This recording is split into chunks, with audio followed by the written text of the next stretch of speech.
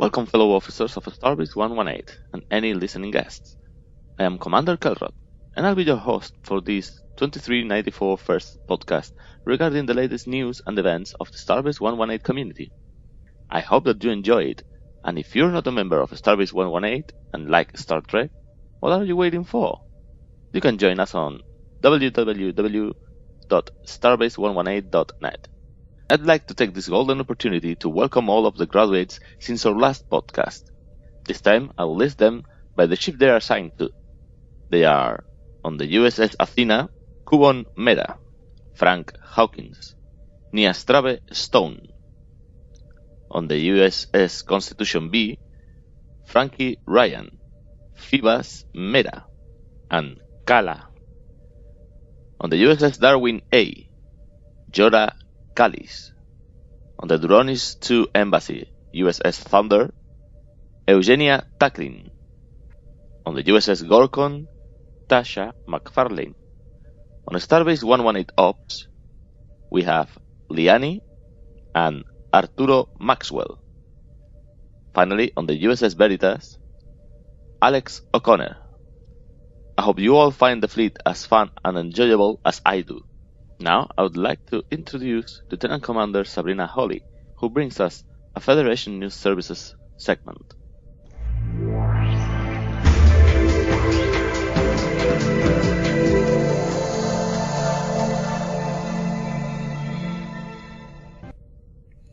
Hi, my name is Lieutenant Commander Sabrina Hawley from the USS Athena, bringing you the latest in FNS News. Dryary Confederation makes contact with the Federation. Denobe Station L-39. Upon entering the Denobe system, the USS Athena activated Station L-39, also known as the Dreamstar, catching the attention of Riata Sector Government, the Dryary Confederation. Upon entering the Denobe system, the USS Athena made contact with the government in the sector known as the Dryary Confederation. Confederation representatives assisted Athena personnel in their investigation, also donating one of their own teams to help them explore the ancient station. The Dryary Confederation have proven themselves allies for the time being, and out here we can use all the friends we can get, said Executive Officer Lieutenant Commander Sabrina Hawley. Sources have declined to comment on what caused the Denobe to abandon the station in the first place, but the Dryary have tentatively offered to work with the Athena crew in creating a staging area for the Federation vessel since the system was technically unclaimed. Captain Farron Fay expressed confidence that with the help of the crew of the USS Doyle and USS Victory, she could get the station up and running. This would grant the Federation their first minor foothold in the Riata sector and possibly a catapult in diplomatic and cultural exchange with other species that could be discovered.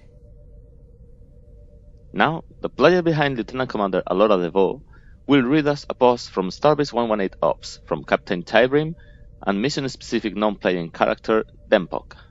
The post name is Friends in High Places. Dempok sat, hands gripping the side of his chair, as he watched General Krang pick apart the tactical report on one side of the view screen. On the other half was an ashen-faced-looking Romulan carrying out the same task. Tovol, that was his name, Admiral of the 9th Republic Fleet, and the only one that had offered any sort of communication when the intelligence had been passed on. Captain Taybrim stood behind him. While he wanted to change into something smarter than his scorched uniform, Dempok had insisted that he hadn't. Both these military hotheads needed to see the toil and hardship with their own eyes, etched into the very fibers he was wearing. "Our men is dead. The CNIF destroyed. Good. Loss of life is always regrettable. Don't even try to offer your condolences, Romulan. If it wasn't for your inept security, this would never have happened." The Romulan's visage became the very model of indignant, while Krang spat rage in his usual blowhard manner. It was somehow expected. Even with the threat neutralized, the stink of blood was in the air. "We came here under the flag of truce. We will not tolerate such insults. I still smell Romulan trickery at work." Dempok ground his teeth in his mouth before rising up in his chair. "Then don't take it from us, Krang. Take it from him. He thumbed toward Sal. "The Federation lost 2 ships, hundreds of crew members trying to protect us both. The Avalon was destroyed. The Albion was destroyed. Yet they are not sitting here trading insults like petty children." There was a pause, a lull in conversation before Toval spoke. "I would hear the captain speak. The Republic had nothing to do with this abhorrent set of attacks." Sal Taybrim drew in a long breath, taking the expressions of those speaking. Tempers were high, but not yet flaring, and he was trying to balance a diplomatic tone towards Toval with the honesty that was necessary to keep the respect of the Klingon representatives around the table. "This is the intelligence I know upon the matter." He paused and spoke clearly. "Haz Araman was a Federation criminal and former Starfleet officer, incited to act by a terrorist act by the Relarum Ocala on the Federation ship SS Annabelle's Lament. Araman hijacked a Starfleet vessel, the USS Stormcrow, and announced his plan to release a biological weapon onto the Romulan Waltas colony. The USS Albion, commanded by myself, was the response ship. We met with the USS Tribal to engage the Stormcrow. Long story short, the Tribal was badly damaged. The Stormcrow was destroyed, and Araman was taken into custody. An unidentified Romulan warbird decloaked after the Stormcrow was destroyed, and the Waltas colony's safety was ensured as the damaged Albion was leaving the area. No communication or aggression occurred between the warbird and the Albion, but Haz Araman was being directly off the Albion through our badly damaged shielding." He paused and let that sink in. The fact that the warbird that arrived did not identify themselves was meaningful. While the Romulans were seen as sneaky by other powers in the quadrant, this was largely something that was hung on them by the actions of the minority. A Romulan military warbird would have hailed and identified itself, meaning whatever vessel had appeared was almost certainly controlled by the Tal Shiar, instead of the military. "So the Romulans kidnapped a confirmed war criminal and what? Let him run amok once more?" Toval seemed to be drawn to the green pad handed to him by another officer, scanning through the details. "It was not a naval ship that took Araman. The Reforged Republic has a strong non-aggression treaty with the Federation. But still, a warbird took him. Did you try and stop them?" Krang's tone had at least changed from purely accusatory to investigative. His ridged brow furrowed as he tried to piece it all together. Dempok knew that behind that ego was a surprisingly shrewd tactician. "We were in no condition to protest, nor did we have a chance. The warbird recloaked, and the Albion was allowed to return to Federation space without incident with the remaining survivors of Haz Araman's crew, who remain in Federation custody to this day. There is no further mention of Haz Araman in our intelligence until stardate 239306.14, over 8 months after the destruction of the Stormcrow. Araman attacked the civilian salvage yard on Halgar 7, killing 7 civilians, including the Romulan quartermaster. He stole, with the aid of several Orion Syndicate criminals, the Romulan freighter Motiri. We believe this is the ship he used to get close enough to board and captured the Sionov. It was highly likely he was captured by rogue elements looking to facilitate exactly the sort of conflict we're trying now to prevent." Krang snorted derisively at Toval's comment. "Rogue elements! Call them what they are, Toval! Once more you failed to keep a leash on the Tal Shiar!" Another face appeared in the corner of the screen, prompting Dempok to stand up from his chair like someone had delivered an electrical current through the underside of it. The bearded face of the Chancellor regarding everyone with a disapproving glare. Even Toval stayed respectfully silent. Dempok slowly spoke. "It seems he got my field report." It seemed he did. Sal stood as well, mimicking the posture of the others. Different, and yet respectful all at the same time. When he spoke, he offered a single tip of his head. "Chancellor Dempok, we are honored by your presence." "Chancellor, this is unexpected," Krang managed to choke out. "Is it? A war brewing on my empire's doorstep wouldn't draw my attention. I have received your full report, Dempok. The matter has been resolved. This continued posturing is achieving nothing." Dempok paused. "I have consulted with the Romulan Senate regarding these events, and we have reached an accord. This took Dempok by surprise. "In accord, Chancellor." Sal held his breath. This could either be very good news or very bad news. Judging from Dempok's tone and the fact that the Romulan end of the communication hadn't been suddenly cut, he was expecting, or maybe hoping, for good news. "The Senate has agreed to pay reparations for our colonies and provide raw materials for their reconstruction. Considering the hardship they are facing and their already scarce resources, it is an honorable and genuine offer of remorse. Although in return, Krang, you are to assist the Admiral here with flushing out and destroying the last remnants of the blasted and dishonorable Tal Shiar for both our Empire's security." Dempok fought hard to fight back a grin as the two military officers on the screen physically balked at the idea, two hotheads being forced to work hand in hand for the betterment of relations. "It appears I am being contacted by the Praetor." Toval frowned. Someone speaking to him from off-screen.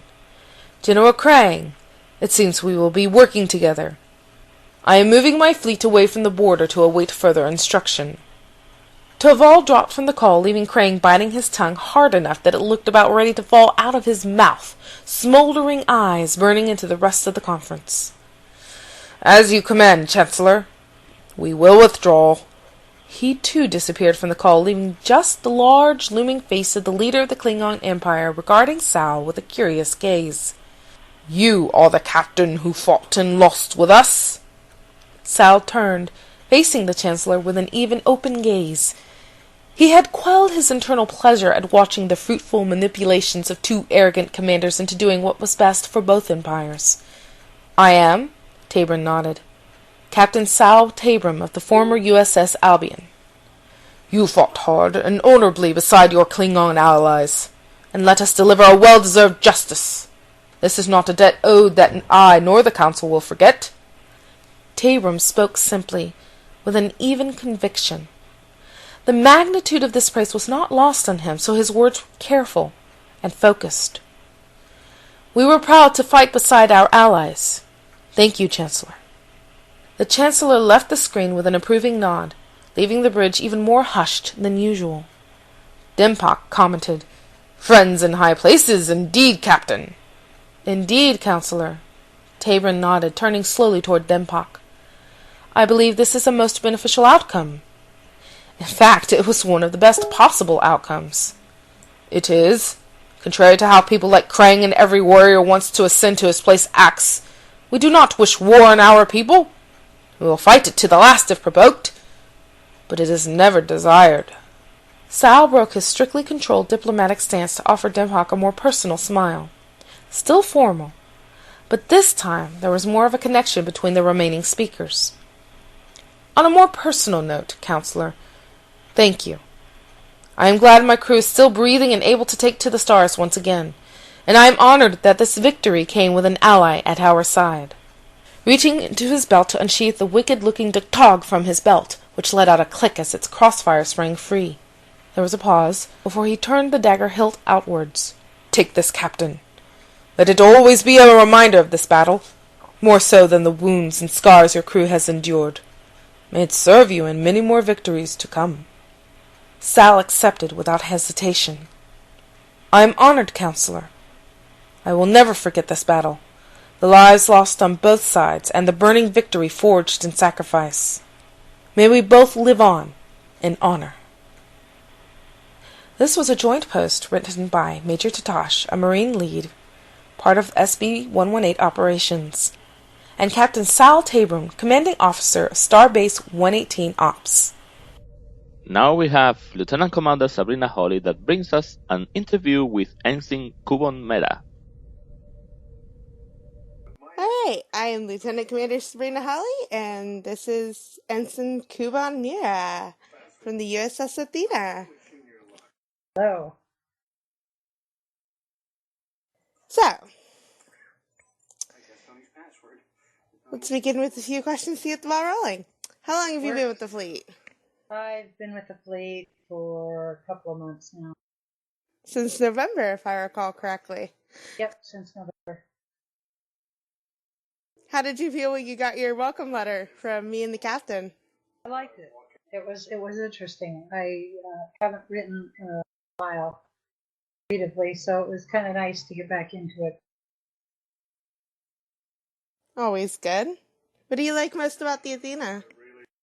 I like the people I write with, and yeah, everybody's been real helpful with getting rolling again and writing, and that's the big thing is people. People are fun to write with, and there's a lot going on, and it's real busy. And Busy is good.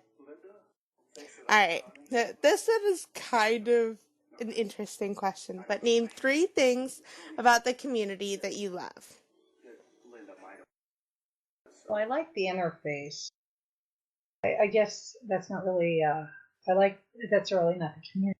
So I like the communication. There's a lot of communication.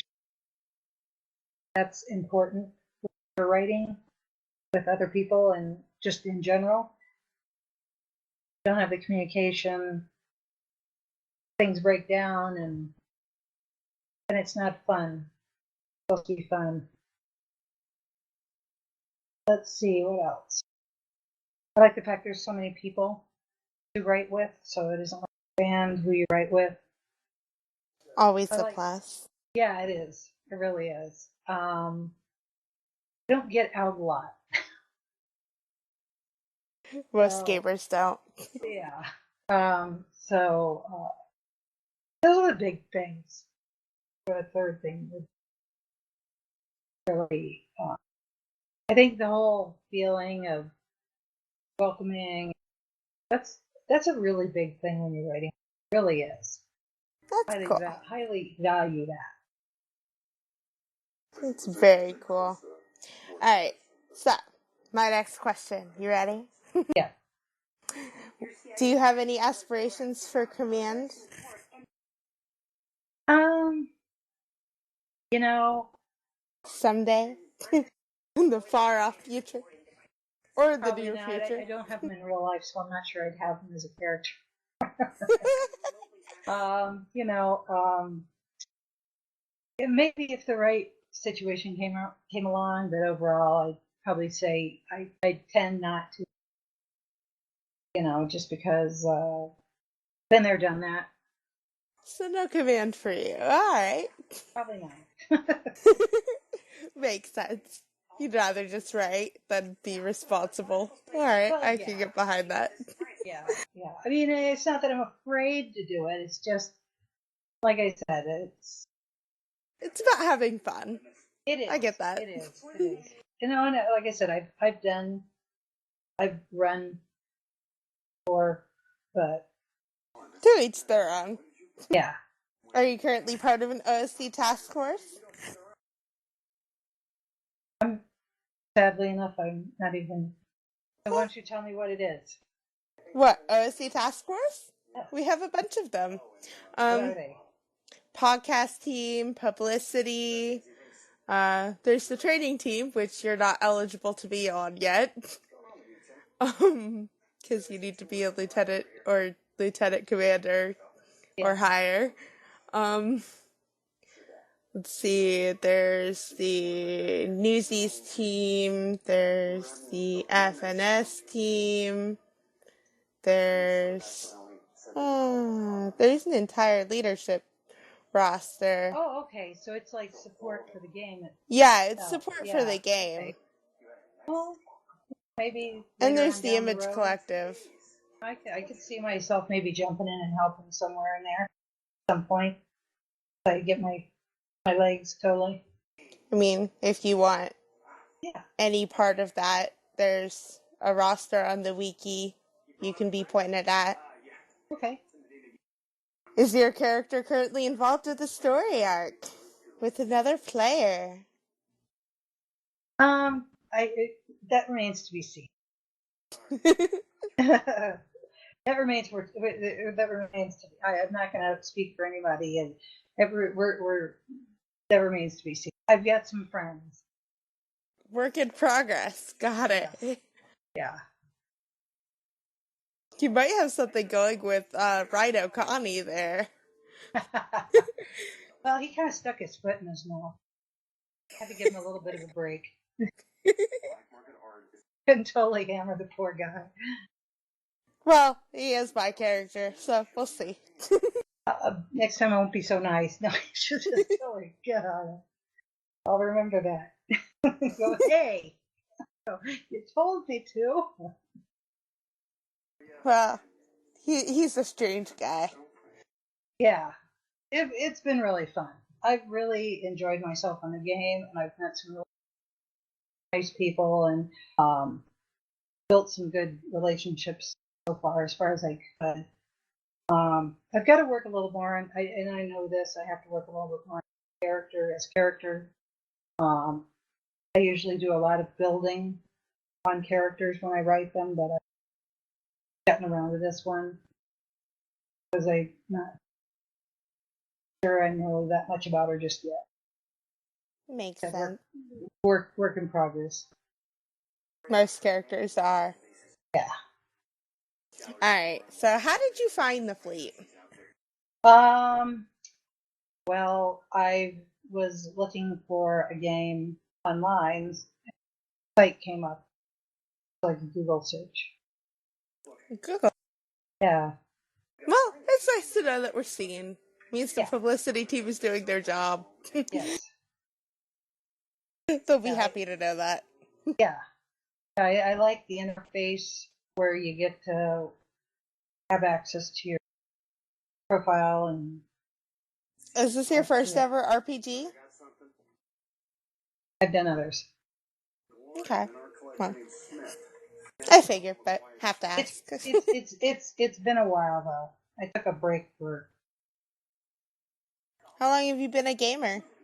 I've been writing probably for fun. Makes sense. Alright, here's the trick question. How long have you been a Star Trek fan? Oh boy, it's been a long time. I've been a Star Trek fan for gosh, a long time. My dad used to watch it. I remember seeing it on the TV when I was out playing outside, and then as I got older, I got more interested. I remember when I was in 6th grade, there was a Star Trek marathon. Watched it. It was pretty cool. What's your favorite Star Trek show or movie? Well, the only one that I really struggled with getting into, and even that one had its moments, was Enterprise and Voyager. Actually, two. Enterprise and Voyager. Everything else I really liked. I liked Deep. I really enjoyed that one. Next Gen was kind of one of the first one. That was, I remember when out I watched it, and I liked it, and I continued to watch it. Doesn't remember watching the board, so I remember that. I got to see it live. So yeah, I've been I think I'd say, I'd almost say I really like Deep Space a whole lot. There's a lot to like there. There's a lot of deep storylines with the characters. Makes sense. And that's probably the one I like the most, because the way that they dealt with the characters was a little bit different than, and of course I liked it. But Deep Space Nine was the first one to kind of break away from the, captain point of this new show that's coming out. It's going to be captain's point of view. It's from second officer. Really excited to see that. Yeah. Alright, next question. What kind of mission plots do you favor? First contact, all action, diplomacy, intrigue? It depends. Do you have a preference? To be honest, I like ones where there's a lot of getting into the action, and I like it when everybody's involved. I like it when everybody's got a little part to play, because then everybody feels like they're some people more than others, obviously, but I tend to like something. I mean, if it's a good storyline, I'm gonna like it. That's what I'm trying to say. It could be a very dramatic one. It could be a diplomatic one. If it's really good, I'm gonna like it and enjoy myself. But I do tend to lean toward lots of drama and action. Makes sense. You know, I know it sounds so, but it's true. I mean, you can have a diplomatic mission, and it can be really fun, and everybody can have a really good time. And then you can have an action movie where an action where it doesn't go so well for one reason or another. That's true. So it just sort of depends on the development of it and how involved everybody is and willing to do and able to do and what they can contribute to it that's going to be. Indeed. Is there something you'd like to see more of? Based on what you've seen of the ship already? I guess one of the things that I tend to like is a little. I don't know if the word is correct is structure, but one of the things that would be kind of nice to have is how to put this is it's nothing bad. It's just a preference. Somebody's got to have all the cards and kind of know a basic story. Like you've had the main basic story that's going on, that little tendril stories that people can do and work within those confines, help contribute to the biggest story. And one person kind of knows the general outcome, or that they guess that not that they'd like to see, kind of the general point. Like for example, a story about a meteor coming. Well, in game, as you want to stop the meteors, basic line, and get there is another thing altogether. That somebody knows, okay, the meteor's coming. The meteor can't be stopped with a reactor. Stopped with this, but there's other things that can be done, and within that work, everybody else tries to find a way to fix the problem. So, and sometimes when there's no structure like that, it's kind of hard to write a story. I'm not saying doing it. It's that sometimes me as a writer, I need a little more structure to it. Like, okay, I want you to go do A, B. Does that make sense? Kind of. Basically want everybody to have like a problem that they need to solve. Sort of, yeah. Like, okay, here's the thing. We need you to do Y, Z, and it needs to have a result of this. Go at it. We don't care how you do it as long as you're not blowing up the entire. That we really have a problem. I've actually heard that mission style pitched before. Another Lieutenant JG actually brought it to my attention the other day when I was working on a mission proposal. Suggested the use of, a problem-based mission structure instead of a flowy world-building mission structure the way we've been working missions lately. Well, so it's an interesting concept. Yeah, and I mean, another way to look at it is it's many stories within the story that all come to a close in the end to help present to resolve an issue or whatever. Like it's like any other show. I mean, if you kind of overview other shows, Star Trek, Babylon 5, any of those kind of sci-fi shows, there's other people have other stories, and those other stories end up somehow at some point, either that episode or later on, an episode connects with that. They had something they had to do and they did it or didn't do it, and kind of a story within a story to some extent too. So yeah, and some people don't like that. So it's like I said, it's all what the person favors toward it. Some people do really well with that, and other people they hate it. Makes sense. Just have that free flow. Makes sense. Maybe we should try that next mission and see how the Athena responds. Yeah, I mean, it's like I say, it's kind of loose, kind of structured a little bit more enough, or maybe even give the people, say, okay, people that want anybody that wants to have a side story, something, chat up with me and we'll figure something out. And those who just want to follow it, don't. That's a way of kind of maybe how both of it works. And like I said, some people don't like that. Yeah. Well, it's an interesting concept, and well, Command will consider it. Yeah. The worst that could happen is it doesn't work. Right? We will attempt it and learn from our mistakes. There you go. You'll know never to do it again if it goes south. And if it works, then maybe mix it up, or like I said, just maybe a couple people or something wants to do it, gets to do it, who doesn't want. But we won't know if we won't try, right? That's correct. I have enjoyed my time on. That's good. Appreciate that. Always a good thing. Well, we're glad you're with us. I mean, I know from personal experience that being an ensign and having this looming responsibility is quite intimidating at first. Especially on a giant ship like the Athena. I mean, an Odyssey class is humongous. Biggest ship in the fleet. Hey, can't go big, don't do it at all. The captain would agree with you. She loves the big ships. Yeah. So I noticed that you're a bit overwhelmed. You were a bit overwhelmed as a bright new ensign out of the academy. Are you starting to feel more confident as a simmer?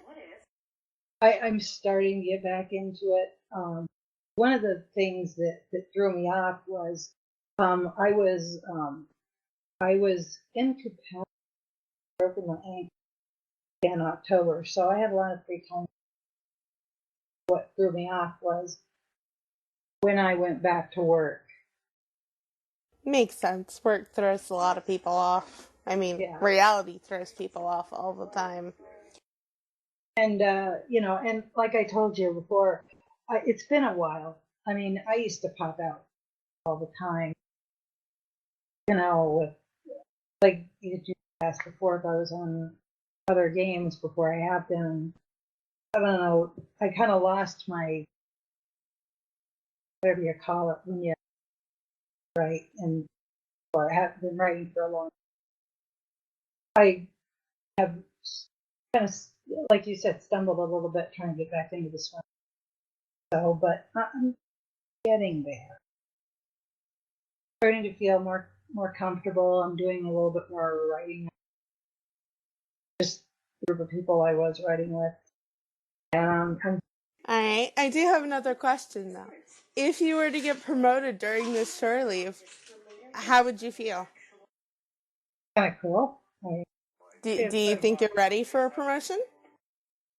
Oh, I think she is. I mean, barring what Command thinks for a moment, do you think that you're ready to handle Lieutenant JG? I guess a good question is, what exactly does that involve? Well, there's the promotion guide, of course, on the wiki. It does come with a little bit more responsibility. I mean, moving up in the ranks always comes with more responsibility. Because your character is not only moving up in the ranks, but you as a player are also moving up in the ranks. Do you have any questions of me while we're still on the air? No, I enjoyed chatting with you and talking about this, and you've definitely given food for thought here on the. No. I mean, the promotions are fun and everything, but I don't want to get stuck in kind of regret, All right, either. well, up to Lieutenant, that's the last player rank, so you can always tell the captain that Lieutenant's as far as you're willing to go, and she'll cut you off there. Oh, okay. Because she won't promote you to Lieutenant Commander unless you have plans for command. Oh, goodness. No, that's too high. I don't want to let anybody down. As I said, I always tell the captain not to promote you to lieutenant commander. I'll remember that. I'm going to check this out. Yeah, I've got to really build on her. Most captains in the fleet are, most if not all of the captains in the fleet are fairly accommodating to a degree. Yeah. I mean, I don't know them all personally, but yeah. And what's the favor? I'll see what I can do. Well, this question was kind of hard for me. I feel like I stepped into something. What'd you step into? Well, I said that I mean, usually I've played these games before and, getting up to. Wow. That was weird. What? I lost you there for a minute. Oh. So what were you saying? I said if your question's a little weird, you can always ask me in chat after the interview. No problem. You can edit the interview. Oh, I don't edit the interview. Somebody else does God.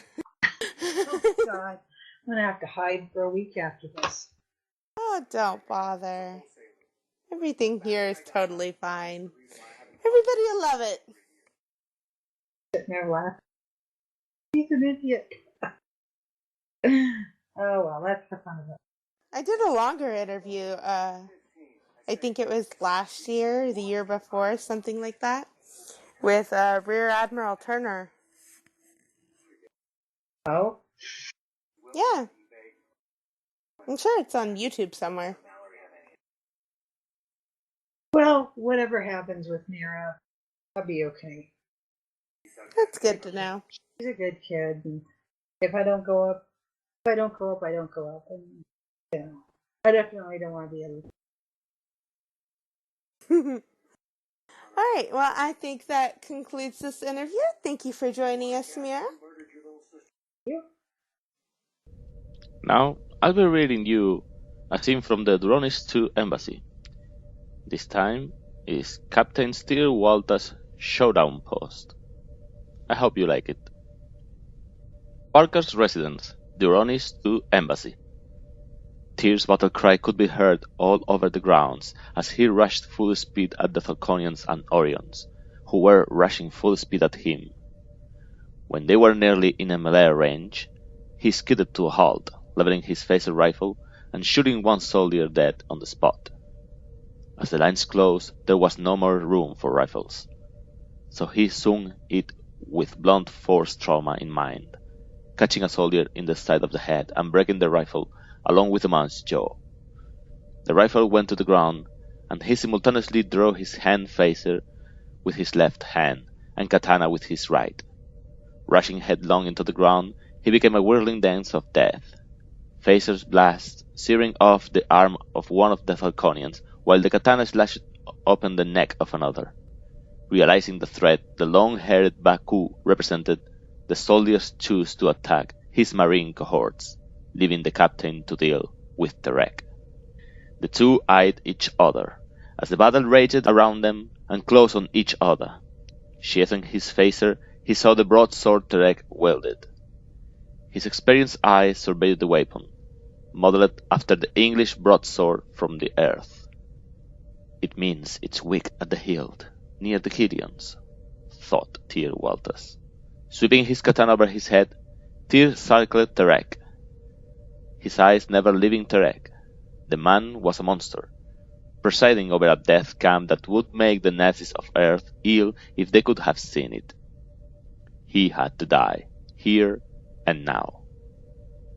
Watching closely, he noticed Terek was watching Tyr's deadly blade, instead of looking at him directly. Smiling slightly, he had his plan. Stepping forward, he raised the sword menacingly and rushed forward. As expected, Terek moved to block the blade, and Tyr swept it out of range and kicked out hard at Terek's knee. A satisfying crunch signaled his boot had found its target, and Terek cried out in rage and pain. Looking to end the fight quickly, he brought the blade up to the decapitating blow. only to be tackled from behind by a Falconian who saw his leader fall. Quickly rolling with the momentum, he grabbed the Falconian by the neck and somersaulted, ending up with the Falconian hanging precariously by his chin on Tyr's back. Tyr twisted hard and snapped the man's neck, then dropped the body to the ground. Returning to his feet, he spun just in time to find Terek charging him, sword held high. Terek was happy to turn the battle into melee. He had more men to thrust into the battle, and the Orions who were joining in were stronger than the Baku overall, who they were fighting. As the battle moved towards the Marines and his people, a veritable scrum slashing weapons and firing guns moved aside, leaving a few stragglers. Then it was Terek and Longhair, both a part of and separated from the battle, taking place mere footsteps away. Terek watched as the man called Waltas swung his katana over his head. The man circling him, watching the Starfleet officer's blade, Terek held his quiet and steady, daring not to betray his move when he made it. Too late, he realized his mistake as the man moved forward. Terek tried to block the blade, but the cursed Baku was quicker, and to make things worse, the Baku caught his knee. The crunch and instant pain told him not only was his kneecap dislocated, but the ligaments holding it in place were badly damaged. Ignoring the pain, Terek stood up to face his attacker. Fortunately, one of his men had seen him fall, and had now engaged the Starfleet officer, saving him from a fatal strike, the closeness of which gave him the boost of adrenaline he needed to stand up and charge the Baku, just as he had killed the Falconian soldier who had given him precious seconds to reorganize and engage Longhair. Tyr eyed his opponent as the burning from the wound in his chest subsided. Terek's men and the Orions were merciless killers, and the unlucky few that were wounded were killed in the most gory and horrid method possible. His men were falling, so were the Orions and the Falconians, but they had more to spare than he did, and, little by little, they were drawing close to the underground structure. Tai and Daisha were down there. Garth was down there. The doctor and the wounded were down there. The hopelessness of the situation, along with the pain of the wound, ignited a fury within the Baku. With a feral snarl, Tyr charged, aiming to cut Terek in half at the waist. He brought his broadsword down to block the stroke and did so, but as his katana slid along the broadsword's blade, he decked Terek with his free hand, sending him stumbling backwards. He brought his boot down on the tip of the broadsword and stepped forward, slamming his other foot down on the blade just above the hilt. This dug the blade deeply into the ground. Tyr brought his back foot forward, using the blade as a launching point, and unleashed a vicious kick to the recovering Terek, sending him sprawling to the ground. Tyr picked up the broadsword with his left hand, wielding the katana in his right. Waltas spoke to the men. "You won't reach them." Terek laughed at the long-haired man. "You're a fool. I have more ships, more men. If I have to go through you and every one of your lackeys, you still won't reach them." "I will kill you with your own sword, Starfleet, before I take your head." Waltas, looking at the broadsword, smiled wickedly. "Then come and take it." Terek unexpectedly drew a hidden weapon, and Tyr rolled to avoid the blast, bringing him in range, and with a sharp upward stroke from the katana, he sliced it off Terek's artificial hand, sending it still clutching the phaser dropping to the ground with a thud. Terek felt no pain as Longhair cleanly took off his metal appendage. A terrible rage boiled within him. He had once again fallen victim to this Starfleet Hundok fear, Falconian for animal excrement. "I have played with you long enough. I But before Trek could finish his tirade, he caught the sight of a shock of yellow, then a collision as a female marine slammed him to the ground. Rolling over, he caught the young woman under the chin, driving her head back. Using his good hand, he slammed her to the ground, even after she had kneed him in the crotch, the pain making him see spots before his eyes. Pinning her with his arm, he took his good hand and ripped out her trachea.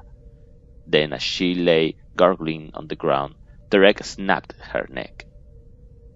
The young marine was dead, the joy of the brutality clearly written on Terek's face. Before either could attack again, a marine assailed Terek, and Tyr watched in horror as an enraged Terek butchered the young woman with his bare hands. Waltas roared in anger. "You will die tonight, Terek!" Terek, equaling his opponent's roar. "Not by your hand, Starfleet!" The two approached each other slowly, menacingly. The dual-wielding Baku was sheathing, murder on his mind. Terek's knee was screaming in protest as the two men waited for an opening. Terek spoke. "You are going to die, Longhair. The augment will die. Your woman, his woman, will be given to my men. Your children's blood will be dripping from the blades of my men. Too bad you will not be here to see what fun we are going to have." No, it was not Terek's mission. Soon his men would be breaching the doors and infiltrate the underground shelters, take the woman, then slaughter everyone at the embassy, save for a precious few. His open comms were telling him that although his losses were great, they were breaking back the Starfleet forces. Victory will be his. But first, he pulled a dagger from his boot, and before the Starfleet officer could react, he threw it, catching Longhair in the thick. The pain fed Waltas' anger. "You're just full of surprises."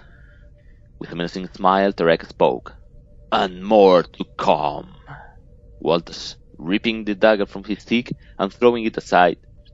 "You'll have to drain every last drop from me before you get past me."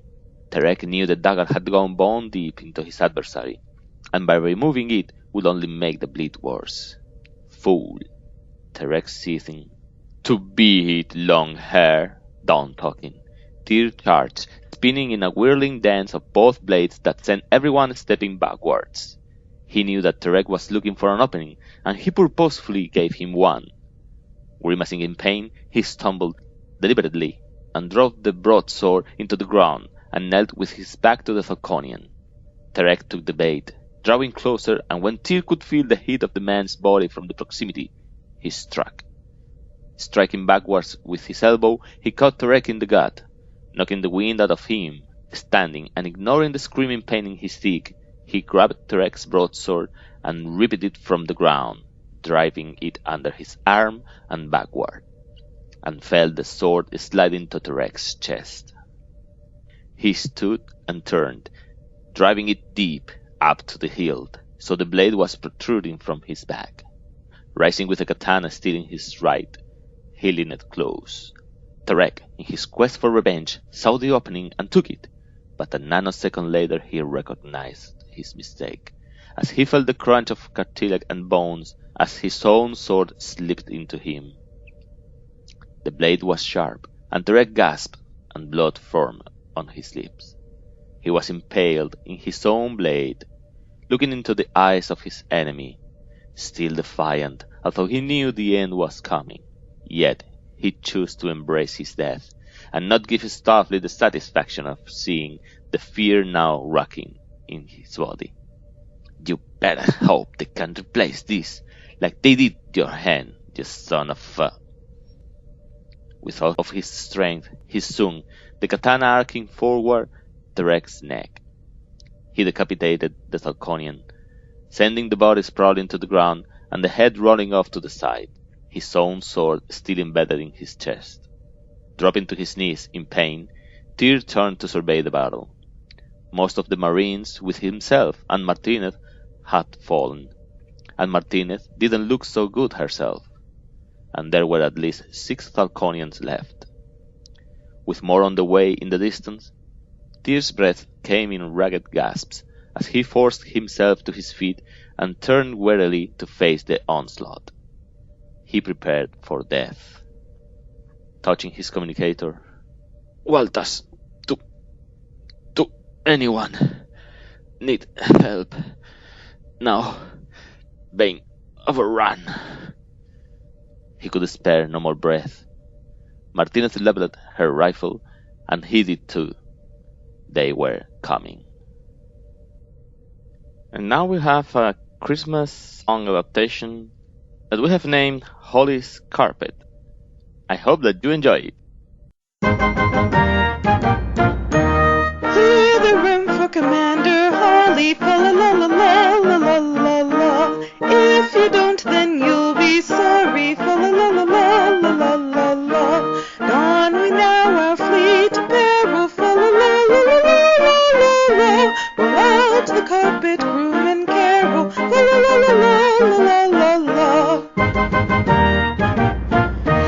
See the blazing star before us, fa la la la la la la la. Come and join in on the chorus, fa la la la la la la la. Follow me to Russian pleasure, fa la la la la la la. While I tell of Vulcan treasures, fa la la la la la. Fast away the light years passing, fa la la la la la la la. To the new stars, lads and lasses, fa la la la la la la la la. Here we fly all together, fa la la la la la la la. So much fun to sing for pleasure, fa la la la la la la la. La la la la la la. This is not over yet. Now we have a Starfleet Medical Journal announcement, plus a History Team recruitment announcement. I leave you with Lieutenant Commander Sabrina Hawley. Hi, my name is Sabrina Hawley, XO of the USS Athena, and I'm here with a fleet announcement and a history bulletin. Attention all medical personnel and those formerly in teal. If you have a groundbreaking medical research paper, now's your chance to get noticed with the launch of the Starfleet Medical Journals. Read all about it in the medical duty post thread entitled Starfleet Medical Journals. We also have a section on the wiki where completed articles are posted. Head on over and check it out. If you have further questions, you can either post in the forum thread or email your questions directly to Dr. Skyfire at chaitarskyfire@gmail.com. Also released is the new Starfleet Medical Journal Author Badge, presented to those of any duty post or occupation who have authored or co-authored an article that was published in the Starfleet Medical Journals. History Team Bulletin. The StarBase 118 Friendly Galaxy Archivists are the community history team of StarBase 118 and are looking for other like-minded individuals who love digging through the past and want to help the community enhance the community itself by spreading the knowledge. Please speak to either Lieutenant Commander Chaitar Skyfire of the Gorgon or Commander Sarah Mason of the Constitution for more information. Thank you and have an awesome day. Lastly, we'll see the progress of some members of StarBase 118 through the last months. Sabrina Hawley brings us those promotions. Hi, my name is Lieutenant Commander Sabrina Hawley, the XO of the USS Athena. I'd like to take this time to honor the members of the fleet who were promoted between the months of October 2393 and January of 2394. In October, Crindo Pendorn was promoted from Ensign to Lieutenant JG. Laura Baxter was promoted from Ensign to Lieutenant JG. Jocelyn Marshall was promoted from Ensign to Lieutenant JG. Mera McKnight was promoted from Ensign to Lieutenant JG. In November, Iniko Mapiba was promoted from Lieutenant JG to Lieutenant. In December, Prudence Blackwell was promoted from Ensign to Lieutenant JG. In January, Halborn Balderson was promoted from ensign to Lieutenant JG. Frank O'Malley was promoted from ensign to Lieutenant JG. Dasta Alexander was promoted from Lieutenant JG to Lieutenant. Christopher Lambert was promoted from ensign to Lieutenant JG. Sindrana was promoted from ensign to Lieutenant JG. Ikavak was promoted from Lieutenant Commander to Commander. Emery Rin was promoted from Lieutenant Commander to Commander, and Merrick Raven was promoted from Lieutenant to Lieutenant Commander. If you'd like to know more about these amazing characters, links to their pages can be found on the Fleet roster on the Fleet's Wiki. Congratulations to all of those who were promoted. Happy holidays and happy 2394 to all of StarBase 118. We have reached the end of this first podcast of the 2394. I hope that you have enjoyed it and that you join us in our next podcast. Thank you for your